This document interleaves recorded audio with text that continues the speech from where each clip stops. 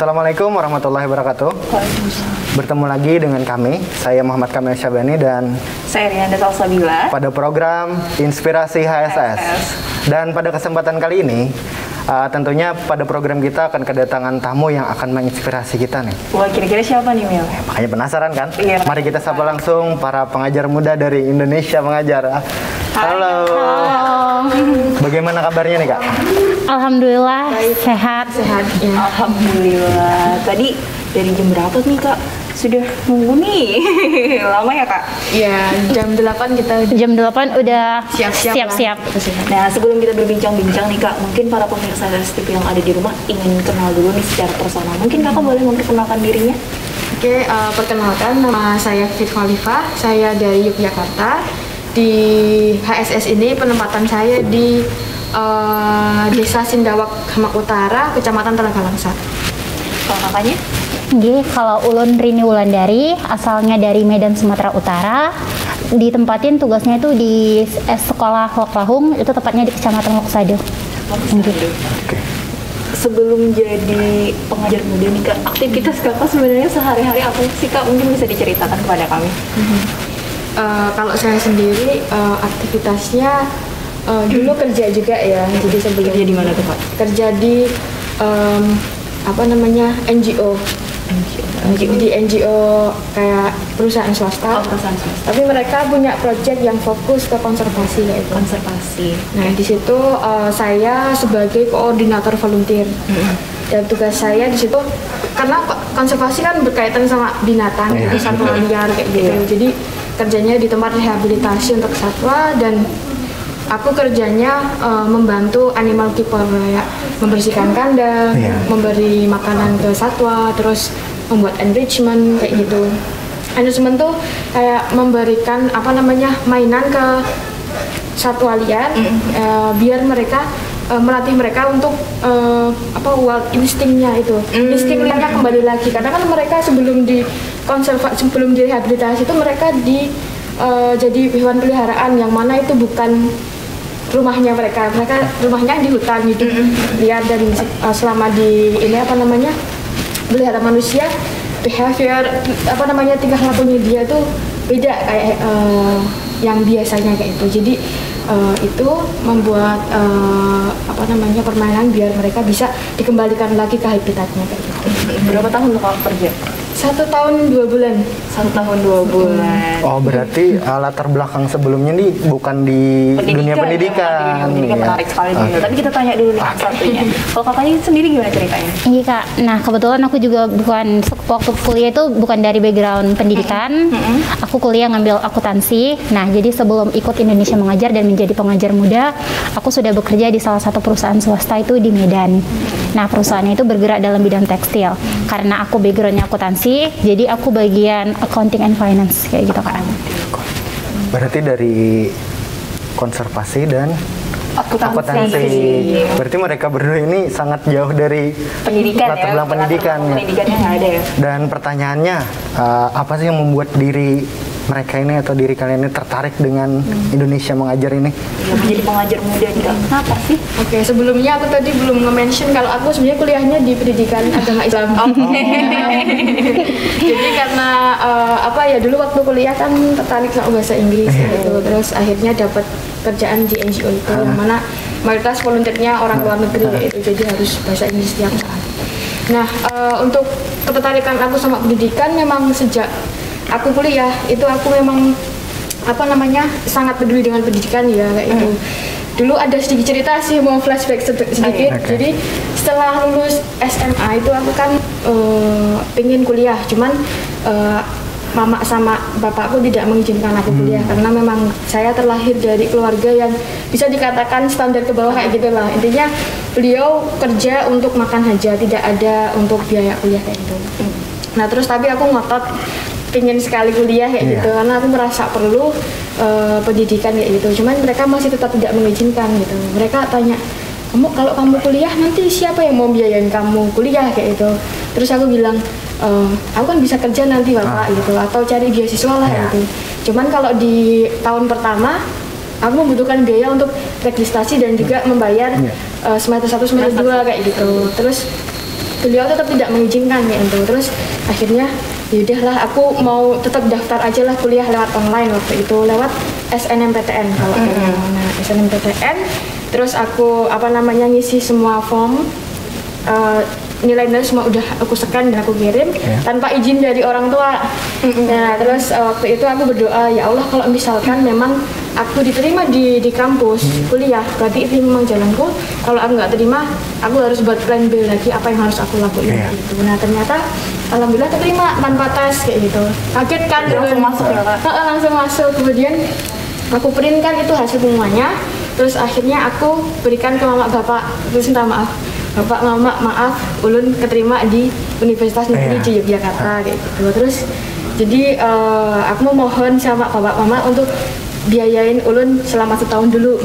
Nanti kayaknya yang tahun kedua, tahun ketiga, tahun keempat ulun nanti yang membiayai sendiri kayak gitu. Terus akhirnya ya alhamdulillah mereka terpaksa merestui ya.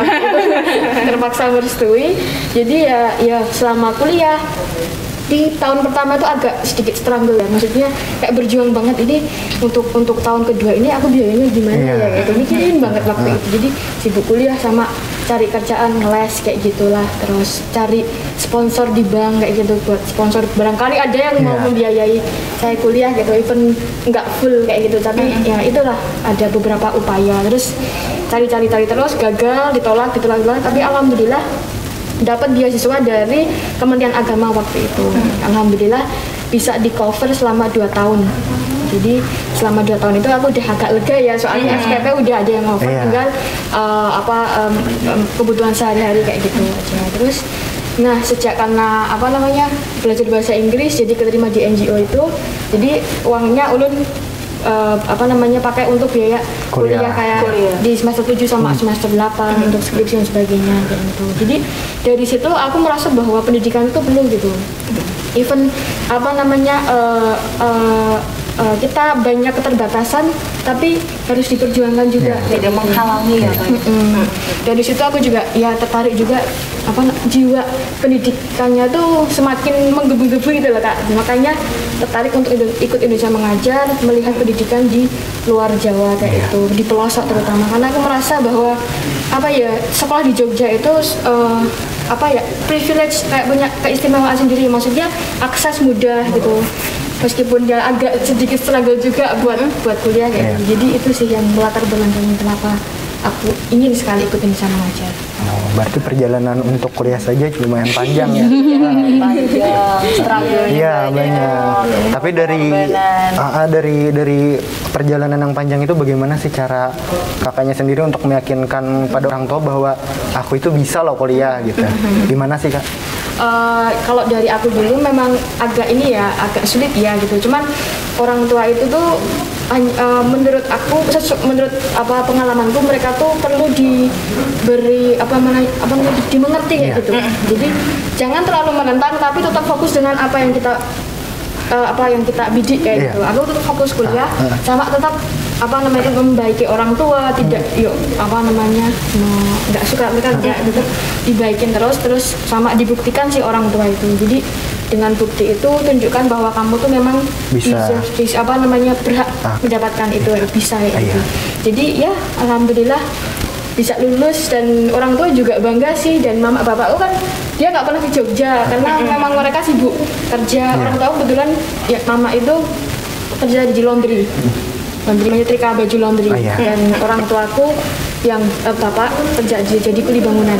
Jadi mereka nggak pernah ke Jogja. Jadi sekalinya ketika aku undang pas wisuda itu, mereka langsung lihat kampusnya kok gede banget ya. Kamu selama ini kuliah di sini gitu. Dia pas ulun ajak di wisuda, mereka ya menangis, bahagialah, bangga gitu. Jadi dari situ aku merasa wah ya ini aku buktikan ke orang tua gitu. Berarti kuncinya yakin ya Kak? Yakin, optimis. Ya betul. Kita pengen tahu juga nih cerita kakaknya, gimana nih Kakak? Nah, cerita aku sampai menjadi pengajar muda itu tahu Indonesia Mengajar itu waktu pas sudah lulus kuliah. Tapi kalau tahu program tentang pengabdian itu waktu SMP. Jadi waktu SMP itu aku suka nonton Lentera Indonesia. Jadi waktu pas ngelihat Lentera Indonesia, aku ngelihat pejuang-pejuang muda yang mereka dari kota, mereka rela ninggalin kemewahan mereka buat mengabdi untuk anak-anak kayak gitu. Nah dari situ tuh aku terpanggil kayak gitu, tapi itu masih SMP. Jadi yang kayak masih labil kayak gitu, yang masih sebentar maunya ini, sebentar maunya ini kayak gitu. Jadi waktu pas SMA, terus mungkin perjalanan kuliahku juga sama kayak Kak Pipit, mengalami beberapa macam tantangan karena aku anak pertama, terus orang tua juga single mother kayak gitu Kak. Jadi aku juga harus berjuang buat lanjut kuliah kayak gitu. Nah berjuang itu kemudian aku mendapat beasiswa. Waktu pas mendapat beasiswa, tetapi beasiswanya cover uang kuliah aja, tetapi kan untuk kehidupan kita sehari-hari itu nggak di cover kayak gitu. Jadi juga aku harus kuliah sambil bekerja kayak gitu. Jadi alasan terkuatku kenapa aku ikut Indonesia Mengajar, aku pengen di pelosok negeri karena anak-anak itu dimanapun mereka itu mempunyai kewajiban yang sama untuk kemajuan Indonesia, masa depan Indonesia. Jadi aku pengen bilang ke mereka, ibu juga sama loh. Ibu dari keluarga yang ekonominya bisa dikatakan menengah ke bawah, tetapi ibu bisa gitu. Jadi kayak gitu sih alasanku. Berarti tujuannya itu untuk mengedukasi bahwa para anak-anak ini bisa terus lanjut sekolah gitu ya. Sangat menarik, sangat menarik. Sangat menarik sekali kan. Apalagi kan kalau kita yang tinggal di perkotaan kan biasanya harus meninggalkan kemewahan. Iya, gitu. Masuk ke pedalaman Iya, gitu ya. fasilitas lengkap, tiba-tiba dimasukkan ke pelosok. Dalam kan mengabdi kan luar biasa ya Nil ya. Terus untuk menjadi seorang pengajar muda nih Kak, pastinya kan tidak mudah kan, pasti kan ada seleksi-seleksinya. Mungkin bisa dijelaskan nih Kak gimana seleksi tahapan-tahapannya sampai bisa jadi pengajar muda. Kalau dari Ulun, yang pertama memang daftar dulu ya, gitu. Daftar dulu, dan agak surprise juga sih waktu aku udah membuat account dan terus mengisi banyak sekali essay. Jadi PM tuh dari Indonesia Mengajar ngasih form yang banyak banget dia. Ada studi kasus, ada menceritakan pengalaman. Kalau kamu ada kasus kayak gini, gimana cara kamu menyelesaikan sesuai dengan base your experience kayak gitu. Berarti dari hasil sendiri, dari pengalaman sendiri. Iya, memang di situ terlihat sih siapa aja yang mereka punya pengalaman di pelibatan masyarakat kayak gitu. Makanya pengalaman di organisasi, pengalaman volunteering itu sangat berguna untuk ini bisa keterima di Indonesia Mengajar, jadi pengajar muda. Terus dengan proses yang panjang, aku dulu waktu misi ISA itu sekitar sejam lebih kayaknya, kalau nggak 2 jam, karena harus mikirin juga kan, ini pertanyaan gini aku harus jawabnya kayak gimana, bener-bener bersungguh-sungguh lah menjawabnya, nggak hanya sekedar ngisi aja ya, kayak gitu. Nah terus akhirnya setelah aku kirim, aku nggak berekspektasi gitulah, nggak berharap keterima juga, tapi kalau keterima memang ya, alhamdulillah kayak gitu, karena kan aku merasa bahwa ini yang daftar IM itu orang 7.000 lebih gitu, dan aku tuh siapa sih kayak gitu waktu itu. Aku ngejudge diri aku, banyak orang di luar sana yang mungkin lebih hebat daripada aku gitu. Cuman ketika dapat email bahwa aku lolos di tahap kedua direct assessment waktu itu, surprise juga ini, wah kenapa kok keterima gitu. Terus akhirnya ya udahlah lanjutin, dan ternyata direct assessment itu harus ke Jakarta gitu. Terus akhirnya aku ke Jakarta, udah sampai Jakarta udah booking penginapan, terus udah calling beberapa teman yang di Jakarta juga nanti biar bisa nge-guide aku selama di Jakarta, karena aku nggak pernah di Jakarta, itu pertama kalinya juga sendiri di Jakarta. Itu apa gemeteran aku karena ya ke Jakarta sendiri melancong ya gitu, mestinya nggak ada siapa-siapa gitu, terus cewek lagi gitu. Terus ya udahlah, asa yakin gitu, pokoknya yang penting tujuannya baik, insya Allah ditolong sama Allah bisa kayak gitu, dan juga restu orang tua waktu itu. Terus akhirnya ya sampai di Jakarta, ternyata Bapak Jokowi mengumumkan kalau tidak boleh mengadakan agenda karena pas Covid waktu itu. Oh ya, pas pandemi, betul. Lagi naik-naiknya itu, dan langsung akhirnya batal deh, nggak jadi direct assessment kayak gitu. Terus akhirnya aku pulang langsung ke Jogja, takut nanti kalau lama-lama di Jakarta di karantina di Jogja. Langsung pulang ke Jogja dengan rasa sedih, kecewa, marah gitu, campur aduk, karena biaya ke Jakarta juga nggak mahal ya Kak. Even cuman berapa hari kan kita juga udah booking penginapan selama 2 malam kayak gitu, dan I spend so much money kayak gitu buat itu, kayak tiket juga pas balik kan aku belinya kan 3 jam sebelum berangkat kan, jadi pasti dapat hal yang paling mahal kayak itu. terus akhirnya pulang, terus ya apa ya kayak ada rasa putus asa gitu, kalau ya udah kalau nggak keterima ya udah nggak apa-apa gitu. Terus akhirnya dari IM mengumumkan bahwa direct assessment-nya diganti secara online gitu. Nah terus pas online itu ada wawancara sama discussion group. Iya. FGD. Pas online itu aku juga apa ya namanya perjuangan juga sih Kak, karena kan laptopku kan harus tersalur sama ini listrik, nggak bisa kalau nggak tersalur sama listrik, takutnya nanti pas di tengah-tengah mati. Gitu. Akhirnya aku minta numpang di rumah keluarga, di temanku yang punya wifi juga itu untuk ini apa namanya ada wawancara gitu. Dan di tengah-tengah wawancara itu ternyata wifi-nya juga mati ya. Aku udah kayak ya udahlah ya gitu, ketinggalan diskusinya juga ketinggalan gitu. Jadi pas FGD itu aku cuman ngomong setahu yang aku tahu, jadi nggak banyak gitu.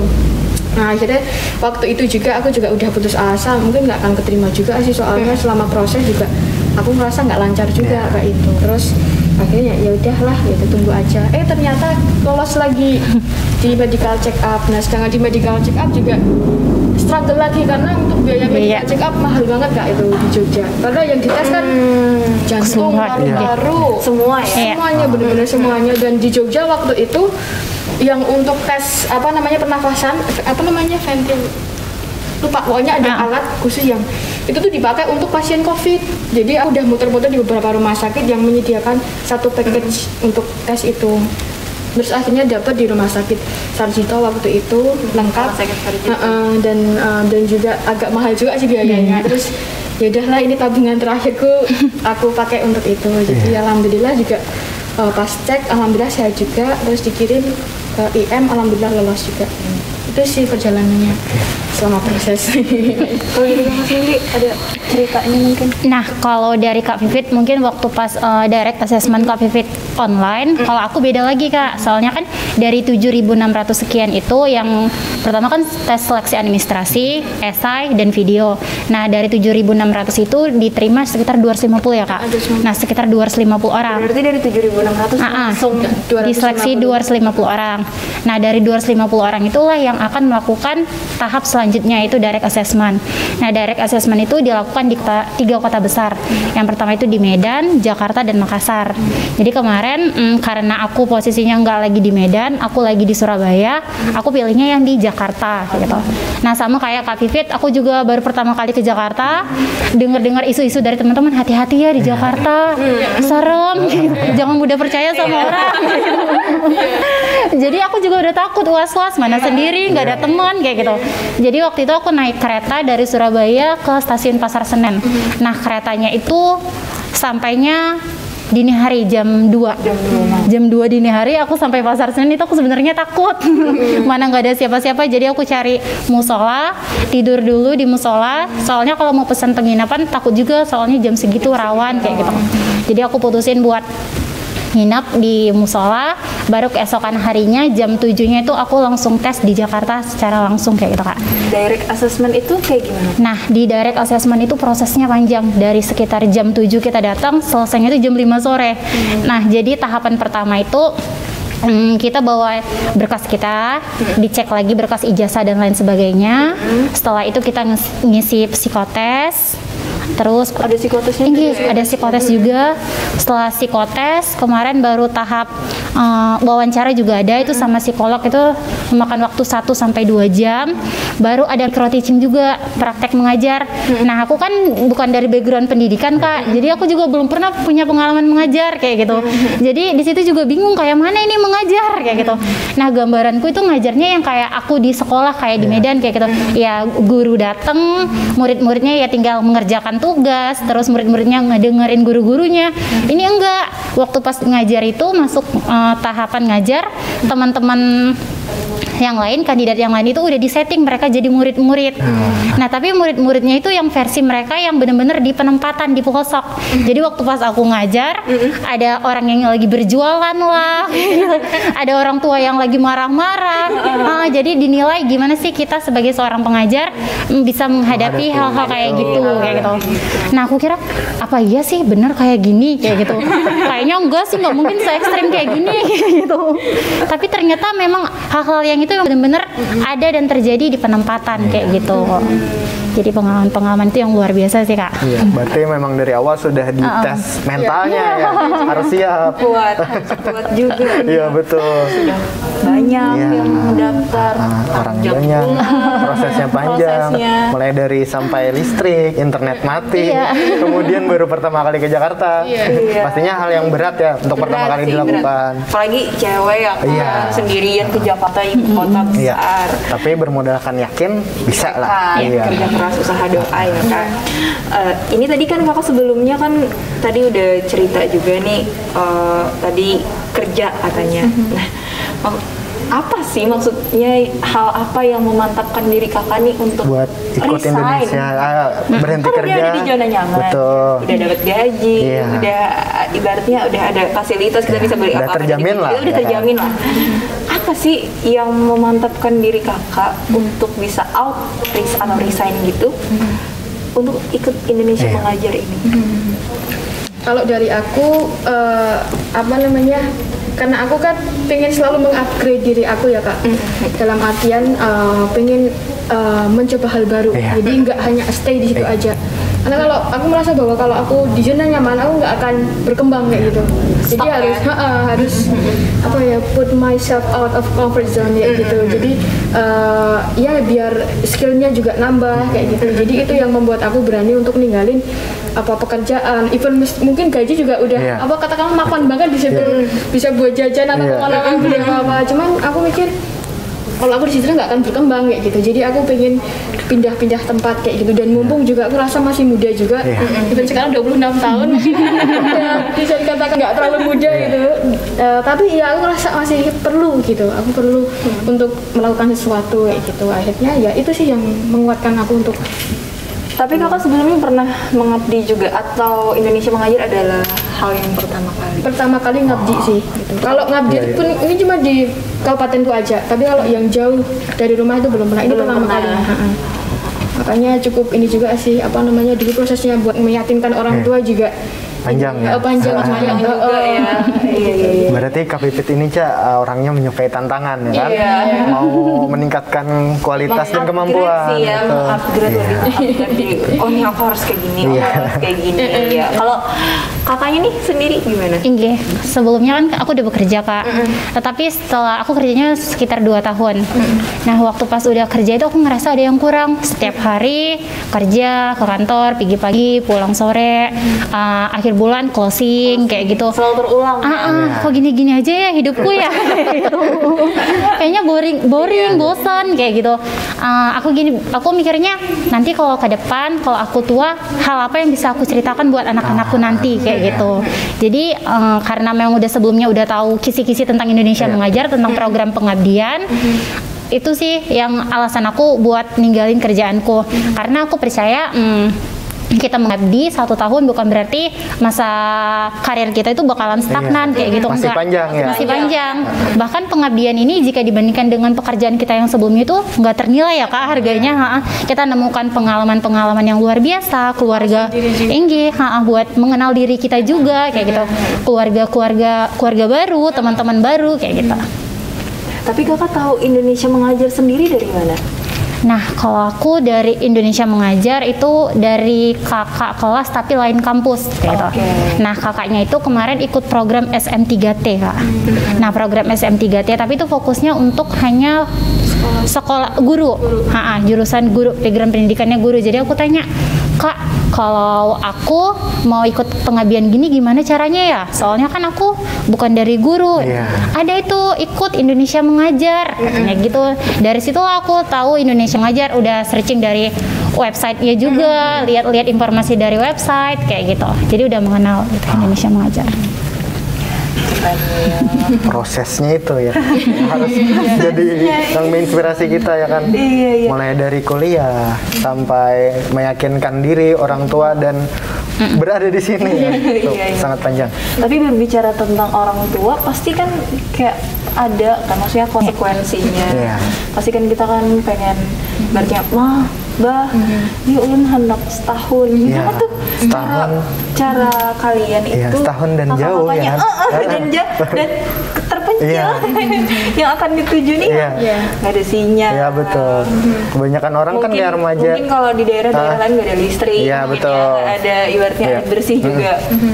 Kebanyakan Susah. orang kan ya di masa muda itu terpisah jauh dengan orang tua itu hal yang berat ya kan. Iya, apalagi wanita kan, seorang ibu kan biasanya. Gimana tuh kakak menanggapinya? Waktu itu ini sih bapak kaget juga sih tahu kalau aku mau keluar mau pengabdian itu. Sempat ditolak nggak kak? Ya sebenarnya secara tidak langsung beliau menolak. Itu. Cuman nggak bisa, kamu nggak boleh itu nggak kayak gitu beliau. Jadi cuman diem aja gitu. Terus aku nunggu aja sih timing yang tepat buat ngobrol sama beliau itu. Jadi pelan-pelan dikasih tahu kayak gitu. Bapak pelan-pelan juga ngasih pertanyaan dan aku harus siap jawab kayak gitu. Itu sih yang membuat aku harus siap jawab pertanyaan bapak. Nah beliau tuh dulu khawatir kamu di sana sama siapa? Nanti kalau kamu ada apa-apa siapa yang bertanggung jawab kayak gitu. Terus aku bilang aku ada yang menaungi bapak gitu. Ada NGO Indonesia Mengajar. Indonesia Mengajar itu apa? Kayak gitu.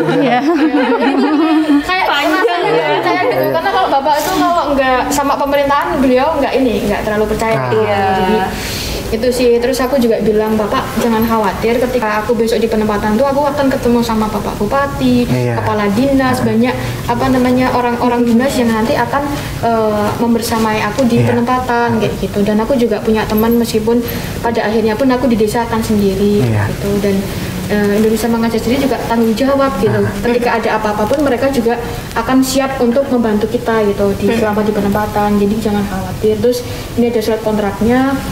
Tak bacain satu-satu poinnya biar beliau juga percaya ya kan? Percaya ya. Ini akhirnya terus tak tunjukin juga nanti penempatannya kemungkinan di daerah sini, ada yang di Papua sini, ada yang di Sulawesi sini. Terus bapak bilang jauh banget ya. Jadi bapak di sini denger Papua itu gimana? Kaget ya kan? Kaget kayaknya. Jauh di Papua kan jauh, Indonesia kan kenal banget. Apalagi namanya di Jogja ya. Kayak gitu. Terus ya mereka harapannya sih aku keterima di Kalimantan karena dekat sama Jawa ya. Tapi aku dulu nggak mau di Kalimantan. Pengennya kemana? Di Indonesia Timur. Di pantai ya. Maluku. Awalnya malah lebih milih yang jauh ya. Ekspektasinya ya sudah kayak. Tapi kalau Pak Mama udah di Kalimantan aja lah, semoga kayak gitu. Karena kan bule ulun juga pernah Kalimantan. Di Kalimantan. Kalimantan Tengah kalau Kalimantan Tengah. Terus ya itu sih. Jadi prosesnya adalah meyakinkan ke orang tua, banyak ngobrol sih kak. Itu kunci banget sih. Jadi dan harus siap ketika ditanya tuh kamu harus bisa jawab kayak gitu. Iya, kalau kakak sendiri gimana nih? Nah, kalau pertama-tama dikarenakan aku anak pertama, terus cewek lagi gitu, mungkin tantangannya juga sama kayak Kavi dan lebih berat lagi kayak gitu. Apalagi mama itu takut kayak gitu, apalagi dikatakan mengabdi di daerah pelosok gitu.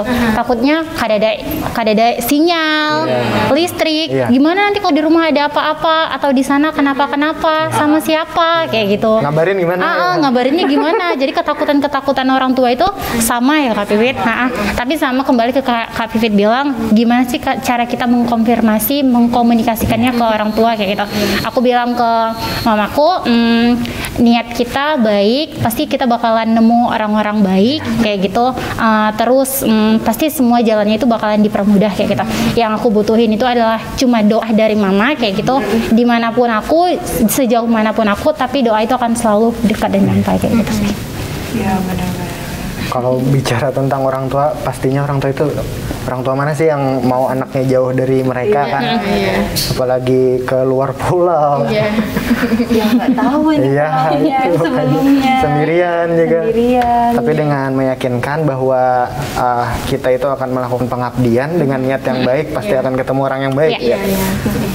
Nah, kalian ini kan sebelumnya tuh sudah tahu atau belum tahu penugasannya tuh nanti di mana? Iya, apakah memang memilih atau memang dipilihkan atau seperti apa sih Kak?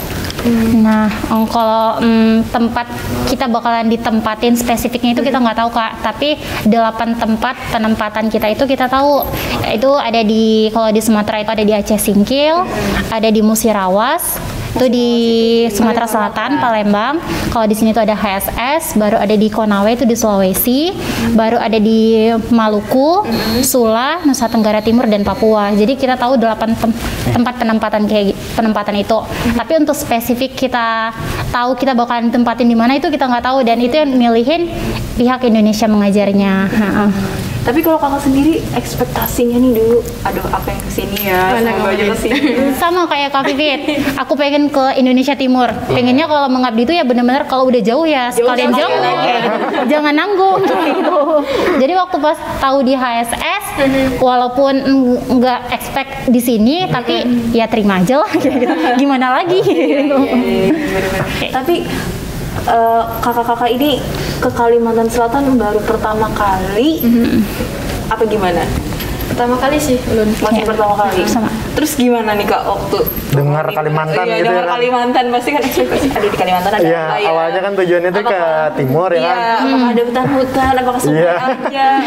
Gimana nih Kak ekspektasi kakak apa gitu? Dan realitanya nih setelah kakak ternyata Kalimantan kayak gini gitu. Yang pertama adalah hutan sih yang aku pikir. Karena apa ya, Borneo itu apa paru-parunya bumi ya teman-teman. Aku udah mikir wah hutan nih, dan aku akan tinggal sama bener-bener orang asli, orang apa pedalaman itu yang mana kesana harus pakai jalan kaki atau apa kayak gitu. Belum tersentuh modernisasi kayak gitu. Nah ternyata juga udah ini sih berkembang sih Kalimantan, mereka juga udah pegang HP terus ya bersama kayak kita kayak gitu. Jadi cuman beda bahasa dan juga ada beberapa kultur yang beda kayak gitu. Jadi iya kayak gitu sih, awalnya hutan kayak gitu. Terus kalau kakak gimana? Kalau Kak Vivit hutan, aku ininya gambarannya itu rawa kayak gitu. Soalnya kalau ngelihat iklan RCTI itu, yang RCTI jadi gambarannya itu ya Kalimantan itu rawa, terus sumber air bersihnya itu susah, sulit kayak gitu. Gimana nanti aku nggak ada air bersih? Mana waktu pas pelatihan itu aku bawa sovel itu banyak, ada sekitar 10 botol. Karena takut nyamuk kayak gitu. Tapi ternyata waktu pas aku sampai, kan aku ditempatin di Loksado Kak, walaupun di daerah hutan tapi sama sekali nyamuknya nggak ada kayak gitu.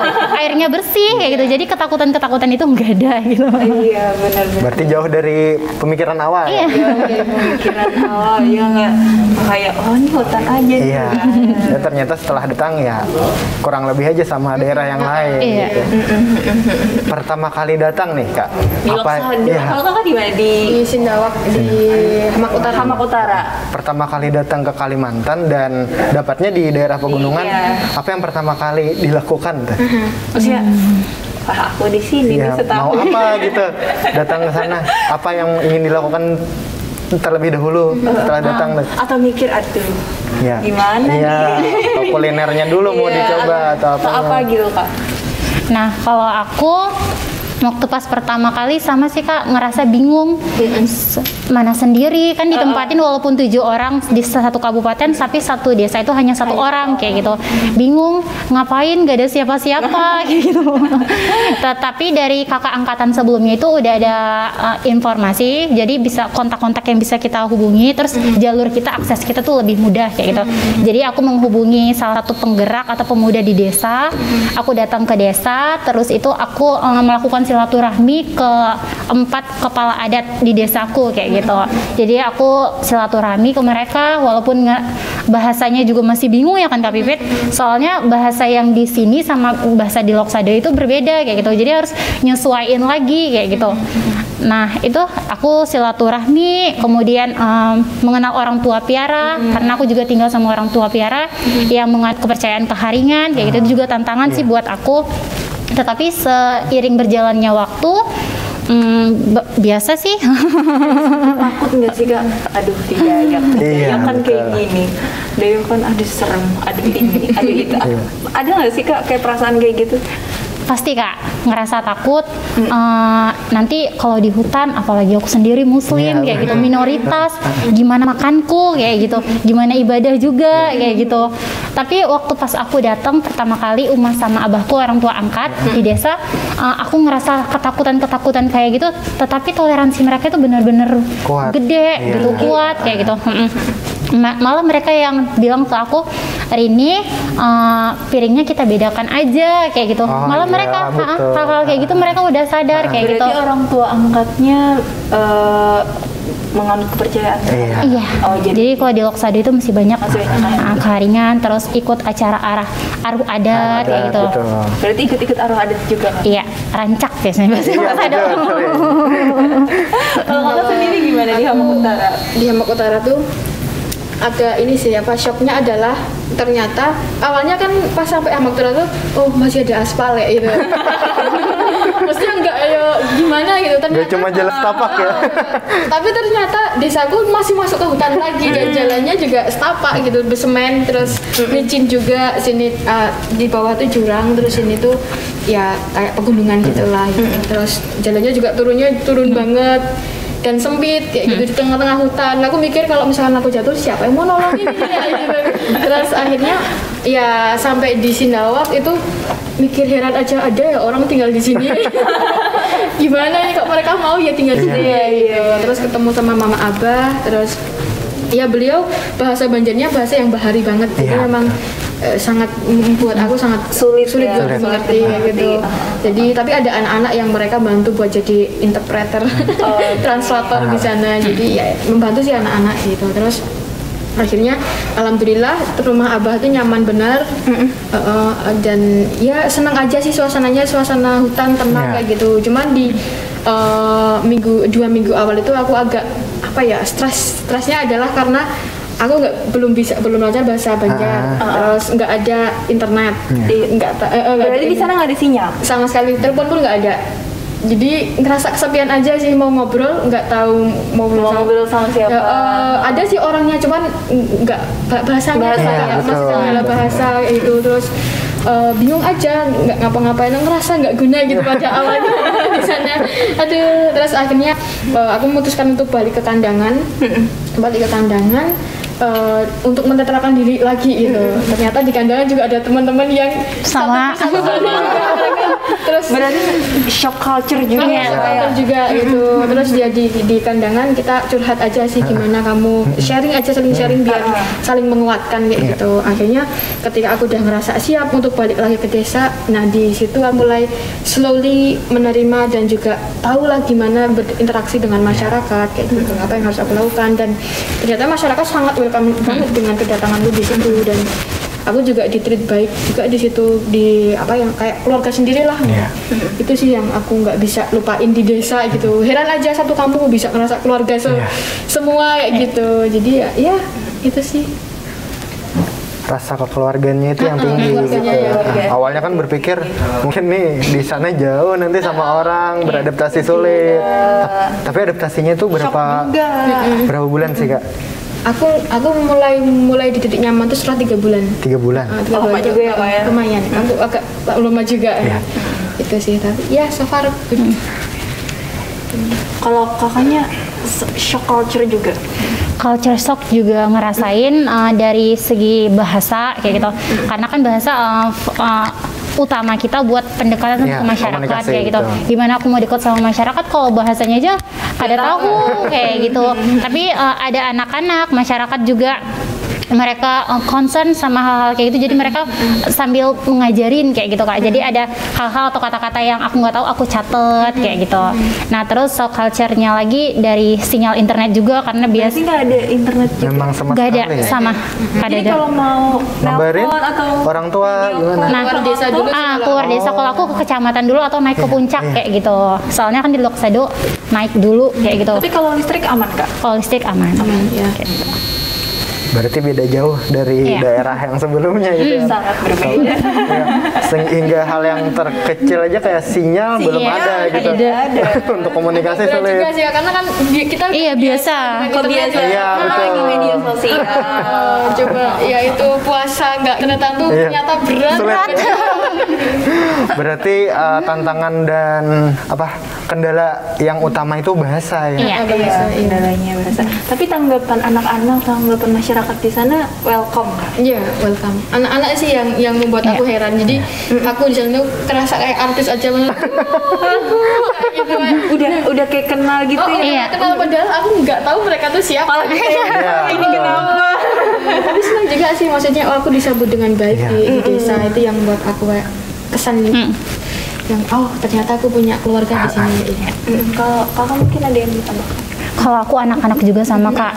Nah, walaupun kadang-kadang kalau anak-anak sampai malam pun itu anak-anak main-main juga ke rumahku kayak gitu. Jadi hampir 24 jam itu kami bareng-bareng kayak gitu. Nah, anak-anak aku kan di Desa Loklahung itu ada 4 dusun. Jadi biasanya kalau pulang sekolah itu aku main ke dusun B, terusnya lagi main ke dusun C kayak gitu. Jadi keliling kayak gitu Kak. Jadi tantangannya buat aku sendiri buat ngelepasin anak-anak itu waktu pas perpisahan itu berat sih. Soalnya kesehariannya itu udah hampir bersama kayak gitu setiap harinya gitu. Kalau kakak mengajarnya di mana? Di SDN Loklahung, Kecamatan Loksado. Kecamatan. Kalau kakak? SD 2 Riam Talo. Melihat semangat belajar anak-anak di sini tuh seperti apa Kak? Kalau aku ini sih sangat impress, kagum sih sama mereka gitu, karena mereka senang banget sebenarnya di sekolahan, senang banget sekolahan. Tapi ada beberapa kendala kayak gitu, kayak misalkan guru datang terlambat, jadi nggak bisa full berapa jam di sekolah itu, karena guru juga punya alasan tersendiri kenapa akses juga jauh kan dari ini, mereka mayoritas dari kandangan juga, jadi aku memaklumi lah, maksudnya memahami kenapa mereka terlambat kayak gitu. Terus aku juga melihat ternyata di pelosok itu banyak sebenarnya anak-anak yang punya potensi yang tinggi banget, kayak misalkan mereka pinter badminton, mereka pinter renang. Jadi ini kalau diusung jadi atlet kayak kayaknya mereka berhasil ya, potensinya ini bisa berhasil kayak gitu. Jadi kadang di sini agak menyayangkan aja sih kenapa anak-anak di pelosok itu tidak diangkat untuk mendapatkan kesempatan untuk bisa meningkatkan, mengembangkan potensinya kayak gitu. Itu sih yang jadi aku rasa. Dan juga di sisi lain di sekolahan juga banyak anak-anak yang mereka ingin lanjut sekolah gitu, tapi mereka terkendala oleh akses yang jauh, SMP-nya jauh banget dari SD-ku, jadi mereka lebih memilih untuk ke pesantren daripada ke sekolah. Dan sebagian juga ada yang nggak sekolah karena memang jauh dari ini sih gitu. Kalau kakak mengajarnya ini mengajar apa? Maksudnya SD. Maksudnya semua materi. Iya. Semua mata pelajaran. Iya. Oke. Tapi ada tantangan nggak sih Kak ngajarin anak-anak?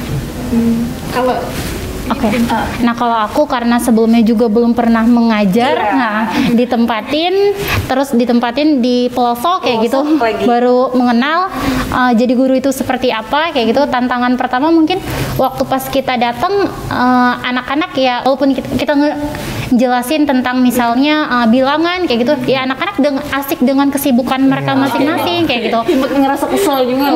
Ngerasa kesel. Ini aku kok nggak diperhatiin. Udah capek-capek buatin materinya kayak gitu.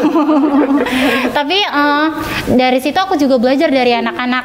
Kita masuk dulu ke mereka pelan-pelan. Kita dapetin gapnya dulu ke anak-anak, gimana supaya anak-anak itu tertarik dengan kita kayak gitu. Mungkin metode belajarnya yang kita ubah. Jangan monoton di dalam kelas aja. Kita ajak keluar, ngelihat hal-hal lain kayak gitu. Karena belajar itu menurutku bukan hanya tentang matematika, bahasa Indonesia, tapi banyak sih hal-hal lain yang bisa kita explore. Luas gitu. lah ya. Untuk mata pelajarannya itu Kak, jadi kakak menyiapkan sendiri atau memang sudah ada kayak dari Indonesia Mengajar mungkin memang ini ya kalian kayak gini ya belajarnya kayak gini ya kayak gitu. Apa memang sudah diarahkan atau memang teori pembelajarannya itu memang dari kita sendiri. Nah, jadi waktu pas pelatihan, kan ada masa pelatihannya di Jakarta sebelum kita ditempatin di Penampatan. Itu ada sekitar pelatihannya 2 bulanan ya Kak. Nah, iya pelatihan 2 bulan itu kita diajari dasar-dasar pedagogi, cara menghadapi anak-anak, pembuatan rancangan pembelajaran buat anak-anak kayak gitu Kak. Jadi hal-hal dasarnya itu udah diajarin, tapi kembali lagi mengembangkannya itu kita lagi. Soalnya kan di daerah A, di daerah B dan C itu cara menghadapi anak-anak itu beda-beda gitu. Triknya nih apa nih Kak? Trik dari menghadapi anak-anak yang dari awal kan mungkin jauh lah dari kata pendidikan gitu kan, masuk ke dalam para kakak ini mengajar, apa trik yang efektif untuk memacu semangat belajar mereka? Kalau dari aku sih yang pertama adalah mengenali mereka dulu sih. Apa sih metode belajar mereka? Ada yang kinestetik, ada yang auditory, terus yang melihat visual gitu. Terus dari situ aku menemukan ternyata ini anak-anak senang banget kinestetik. Oh yaudah ajak main. Jadi aku ngajak mereka keluar kelas gitu. Kayak misalkan ada salah satu materi yaitu tentang bunyi. Kalau bunyi itu ada yang merambah dari udara, dari dari air, dari benda padat kayak gitu. Jadi aku ajak anak-anak, ayo kita ke sungai. Di sana aku di sini. Jangan lupa ini ketok batu. Terus tak suruhnya lah mereka kepalanya gitu. Terus dengeran enggak? Oh iya, dengeran Ibu kayak gitu. Jadi mereka jadi semangat tahu sendiri. Jadi mereka penasaran, mereka juga memecahkan solusinya. Jadi kita hanya sebagai fasilitator aja ke anak-anak gitu. Terus kalau yang dari benda padat tuh pakai benang yang itu loh, yang halo-halo. Nah itu juga mereka senang ternyata diajak kayak gitu. Dan ya kembali lagi ke metode kayak kinestetik kayak gitu atau apa gitu yang mereka butuhkan. Kalau dari kakak? Nah kalau aku pendekatan dulu Kak, sama kayak Kak Vivit, pendekatan ke anak-anak, jenis metode belajar apa sih yang mereka mau. Biasanya kalau di kelas itu aku suka berganti-ganti metode pembelajaran. Biasanya pertama aku masuk mendongeng dulu kayak gitu, membuat anak-anak tertarik. Anak-anak walaupun di desa itu udah masuk handphone, tapi walaupun kada ada sinyal internet, tetapi mereka buat informasi, walaupun kita ceritain tentang pesawat terbang kayak gitu, itu mereka interest gitu, tertarik gitu. Ibu waktu pas dari Jakarta kemarin itu naik pesawat terbang. Nah di pesawat itu ada ini. Nah hal-hal kayak gitu membuat mereka pancingan gitu Kak, buat kita belajar gitu. Jadi kita memancing dulu. Jadi dia mau mendengarkan. Kayak gitu. Ada nggak sih Kak kayak pengalaman nih yang unik, yang lucu, yang selalu kakak ingat selama kakak mengabdi 1 tahun? Yang tidak bisa dilupakan ya Kak? Iya, pasti ada ya. Mungkin dari Kak Pipit mungkin. Dari juga. Kalau pengalaman waktu pas di sini aku tuh sebenarnya kadang-kala buat naik motor Kak. Jadi nggak bisa naik motor. Awalnya nggak bisa naik motor. Awalnya nggak bisa naik motor, terus penempatannya di Loksado, yang mau nggak mau harus naik motor kayak gitu. Jadi belajar naik motor itu di sini. Jadi waktu pas pertama kali datang ke HSS itu ada masa karantina sekitar 2 minggu. Itu buat belajar naik motor. Khusus cuma belajar naik motor ya. Jadi waktu pas udah belajar naik motor, udah oke sih di kandangan udah oke. Jadi gambaranku juga bakalan ya mungkin jalannya juga sama kayak di kandangan. Kayak gitu, santai aja sih, bisa sih, kecil kayak gitu. Ternyata waktu pas udah ini perjalanan mau ke penempatan itu hujan-hujan, mana bawa carrier yang gede gitu. Jadi sama teman-teman waktu pas bawa carrier, terus motorku itu kada kelihatan giginya itu Kak, gigi berapa kayak gitu. Jadi ya aku buat aja gigi 4 gitu. Waktu pas naik tanjakan ya nggak kada kawal, nggak naik kayak gitu. Mundur jatuh. Jadi buat naik motor itu aku mungkin sekitar 10-15 kali itu udah sering sih jatuh kayak gitu. Jatuh sendiri, bangun sendiri kayak gitu. Soalnya kan di hutan ada orang-orang kayak gitu. Terus kalau dari Kak Pipit ada pengalaman lucu atau yang selalu diingat Kak Pipit? Nggak bisa lupa nih pengalaman. Aku sempat kepikiran katuyung. Katuyung tahu Kak katuyung? Apa ya istilah tuh katuyung tuh kayak siput yang bisa dimakan. Haliling. Tapi yang panjang. Yang panjang. Nah itu katuyung kita nyebutnya nih. Terus Mama ini gimana makannya kayak gitu terus ini dikecup Ibu kayak gitu ini terus aku mencoba itu nggak bisa keluar. Ini kadang aku keluar ini kayak mana gitu. Terus akhirnya nggak bisa, awalnya aku pukul pakai ulekan itu ternyata kayak gitu Ibu. Terus harus dihisap ya kayak gitu terus nggak bisa, akhirnya ya udah Mama ulun ini aja tiup dari yang dari apa kan ada 2 ini ya lubang ya yang kecil, terus akhirnya keluar mereka tapi loncat dulu kemana gitu sih aku itu sih kan sampai sekarang aku nggak bisa ini sih, kadang ada yang mau keluar ada yang nggak mau keluar kayak gitu. Berarti caranya ditiup dulu. Ditiup dulu sama tak gini indipnya aku jadi ke tangan ulun makan. Iya, menarik ya. Pengalamannya dari yang makan katuyung juga belum bisa naik motor, belum bisa naik motor. Ketika belajar naik motor ya udah langsung di gunung. tinggi. Iya, langsung tinggi. Kebayang dong gimana. Terus kalau makanan nih Kak, selama di Kabupaten Hulu Sungai Selatan, apakah cocok? Iya, lidahnya pasti beda kan, Iya, seleranya. pasti beda kan, apalagi ya kalau Jogja kayak nasi Jakarta. Iya. Kakak nih gimana? Kalau di Medan itu identik sama makanan tuh yang gurih dan pedas kayak gitu. Nah waktu pas aku di sini ataupun di Loksado itu makanannya kada pedas. Jadi kemana-mana itu selalu bawa yang namanya bon cabe. Harus pedas Harus ya. pedas kayak gitu. Jadi makanannya walaupun humbut dan yang lain-lainnya itu harus dituang bon cabe dulu kayak gitu. Berarti dari Uma Abah itu yang masakin biasanya atau gimana? Kalau ulun Uma Abah itu ke hutan. Kalau biasanya ke hutan itu bergantian sih. Kadang-kadang kalau ulun sudah balik dari sekolah itu masak kayak gitu. Kalau misalnya ulun yang aur, Uma Abah yang masak kayak gitu. Gantian ya.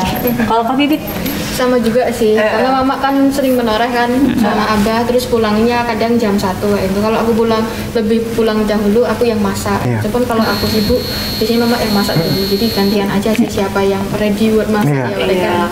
Kalau makanan enggak ada yang kok aneh ya bentuknya. Apa ya? Kalau Itu awalnya aneh ya kan. Tapi sampai saat ini udah bisa makan itu belum? Belum bisa. Belum bisa. Itu makanan yang masih belum bisa. Tapi ada nggak Kak hal yang pertama kali ngeliat makanannya kok aneh nih, tapi setelah beberapa bulan jadi enak. Kok ini apa gitu? Ada nggak? Aku yang heran tuh kerukan bilungka. Bak kukur ya orang tua. Iya, bener. Nah, kita nyebutnya kerukan bilungka mama. Nah, itu sih jadi sayur ya. Dan aku juga kaget aja kalau sayur timun tuh jadi sayur. Meskipun mungkin ini udah umum nggak sih? Kalau timun jadi sayur, aku nggak tahu sih. Kalau di Jawa jadi lalapan aja nggak jadi sayur gitu. Terus ya masaknya juga gampang banget. Dikasih apa namanya santan, betul. Ini ya bawang cabai ya. Gitu. Tapi suka nggak kakaknya makan itu? Bisa nggak makannya? Bisa, cuman tidak suka banget. Cuman tahu aja. Cuma bisa makannya. Tapi yang kalau paling kakak seneng makan apa? Pas pertama kali nyoba, seneng nih. Iya betul. Aku ada 2 sih favoritku. Yang pertama pas bulan Ramadan tuh ipau. Wadah ipau. Ya wadah ipau. Aku makanya saya kayak gini. Buat nggak ada kan ya nggak ada di Jawa. Terus yang kedua ini ayam tapi dia masaknya masak bum. Masak bum, tahukah masak bum yang dikasih harang atasnya terus dikutak-kukuk. Iya. Jadi ada masih aroma kayak sate gitu. Smoky. Tapi mereka tidak dibakar gitu. Jadi dikasih arang itu terus diikat sampai berapa semalaman habis itu dimakan enak sekali sih. 2 itu yang favorit ya. Kalau kakak nih apa nih makanan favorit yang di? Kalau makanan favorit kalau di Loksado itu biasanya tumbuh-tumbuhan itu salah satu yang paling aku suka itu buah kapayang, Kak. Kapayang. Buah kapayang itu mungkin difermentasi dulu ya. Jadi waktu pas Uma masak itu aku ngerasa kayaknya wangi nih, harum kayak gitu. Aku rasa enak kayak gitu. Terus satu lagi mandai. Kalau mandai di sini kayaknya semua orang banyak yang suka ya. Jadi pas saya. Caca kayak nggak suka. Nasi gunung, beras gunung. Oh iya, beras gunung. Nyaman. Hanya diputihkan. Harum ya. Pas dimasak itu tuh harum benar. Pas mama masak tuh aku kan bingung ya. Mama ini tuh nasinya dikasih daun pandan kah atau apa kok harum benar? Kan ada ibu memang baunya kayak ini. Memang khasnya ya kan. Wah. Terus apa lagi Kak? Cuman yang agak masih harus menyesuaikan. Biasanya kalau semangka itu kan langsung makan kayak gitu kan, soalnya udah manis. Tapi kalau di sini kan kalau makan semangka itu harus ditambahin uyah kayak gitu. Ini rasa udah manis dicampur asin itu gimana kayak gitu. Sempat bingung kayak gitu. Soalnya anak-anak pun yang masih halus-halus itu mereka memang udah terbiasa sedikit-sedikit buah pakai uyah kayak gitu. Pakai bicin kayak gitu dikotakin. Dari semua makanan yang kakak suka tadi, ada nggak yang udah tahu resepnya agar nanti saat pulang bisa bikin sendiri? Bisa bikin sendiri atau bikin buah makan. Sayangnya yang aku suka tuh resepnya agak ribet. Ribet. Jadi aku kayaknya nggak akan makan lagi sih kalau di Jawa. Tapi kalau untuk rumah Kak, apakah ada kayak kita tinggal? Oh ini biasanya kita tidur langsung tidur atau ada misalkan kayak di desa-desa gitu ada, apakah ada oh nih jangan gini ya, nggak boleh gini ya, pantangan di orang tua ada aturan-aturannya nggak sih kalau mau tidur, atau misalkan harus pakai kelambu apa gitu? Kalau di tempatku enggak sih Kak, jadi kalau kita tidur itu aku sama adik piaraku itu kelas 5 SD, ya udah tidur aja kayak gitu. Malah aku yang berpikirnya pertama-tama banyak sih aturan-aturan, apalagi di tanah adat kayak gitu, banyak aturan-aturan yang harus aku nggak bisa lakuin kayak gitu. Tapi kalau buat tidur sejauh ini ya tinggal tidur aja kayak gitu. Malah kalau tidur misalnya kalau ada acara adat kayak gitu tuh kami tidurnya berataan di balai kayak gitu. Ini yang ngerasain aruh adat itu apakah memang yang dari kawasan Loksada aja atau semua? Kita semua merasain. Oh, pernah merasakan. Ikut. Gimana Kak tanggapannya? Keren sih Kak.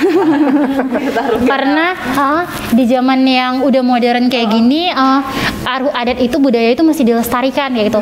Mana di Loksada itu yang melestarikannya itu seluruh masyarakat, baik yang tua, anak-anak kayak gitu. Nah waktu pas aruh adat itu ada bekanjar. Nah itu tarian itu yang mengelilingi itu, dan yang mengelilingi itu anak-anak yang masih halus-halus sama anak-anak kecil kayak gitu. Jadi dengan terjadinya aruh adat itu bisa melestarikan budaya. Kalau tanggapan Kak Pipi? Kalau aku awalnya bingung ya ketika lihat ini apa namanya pas aruh. Itu ini orang-orang pada ngapain ya? Duduk-duduk aja, hang out di balai gitu, makan, ngobrol, ramai banget. Dan waktu itu kan aku juga kalau di tempat spa ramai banget tuh energinya banyak terkuras gitu lah, padahal cuma diem aja tapi capek gitu. Terus akhirnya ya memperhatikan aja di selama di balai itu sampai kita nginep, benar-benar melihat whole prosesnya itu. Terus impress aja sih, kagum sama mereka dengan budaya Dayaknya mereka. Terus kayak tradisi bagi-bagi lamang, terus bagi-bagi beras kayak gitu juga, wah ini keren sih. Dan mereka tuh juga menerapkan itu di kehidupan sehari-hari, nggak hanya pas ini aja, pas acara itunya aja gitu. Kaget ya, terpukau, kagum juga melihat tradisinya. Aku juga ngerasain ini sih, bermain ini instrumennya yang kayak gendang. Iya, gendang. Oh, pernah ikut juga. Dilatih sama Buhan Jaya. Iya. Itu ikut pas mereka padain, aku ikut. Jadi mana aja. Asik ya.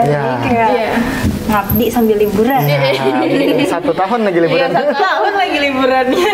Dan lagi ya. Tapi nyoba-nyoba bambu rafting juga Kak? Ada. Oh enggak. Pernah. Kalau aku pribadi mandi di sungai udah kayak wah itu the best banget sih. Mewakili semuanya. Jadi nggak terlalu tertarik dengan bambu rafting ya, itu jujur aja nggak. Banyak tradisi ya kan, kuliner. Lebih ke yang adatnya ya. Adat baru yang ditemui kan, baru dilihat. Kemudian kuliner, cuaca, dan 1 tahun mengabdi itu bukanlah waktu yang singkat dan mudah, banyak tantangan ya kan. Nah dari 1 tahun itu banyak pengalaman ya kan. Dari lama waktu itu Kak, mungkin ada harapan Kakak nih dalam di dalam dunia pendidikan ini, apa harapan Kakak? Apalagi kan ini sudah mau berakhir ya kan masa pengabdiannya. Pesan-kesannya mungkin. Kalau kesannya, ulun sangat berterima kasih khususnya kepada masyarakat Hulu Sungai Selatan, baik itu jajaran pemerintahan, guru, masyarakat, anak-anak yang menerima kami dari luar jauh-jauh itu dengan welcome, dengan tangan terbuka kayak gitu menerima. Nah di sini juga kami banyak belajar, bukan hanya jadi guru, tapi kami juga belajar gimana baik itu dari toleransi, penerimaan dan lain sebagainya kayak gitu.